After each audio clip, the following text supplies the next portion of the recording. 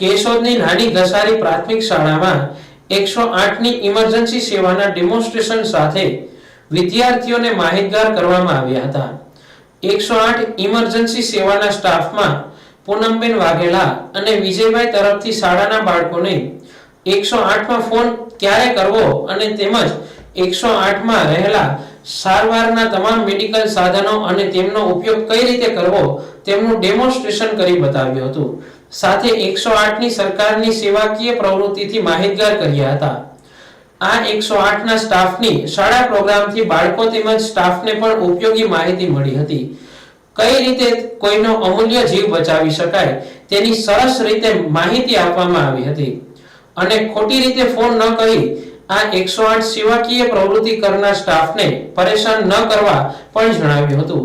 જ્યારે પણ ઇમરજન્સી જરૂર પડે તરત જ 108નો સંપર્ક કરવા જણાવેલું।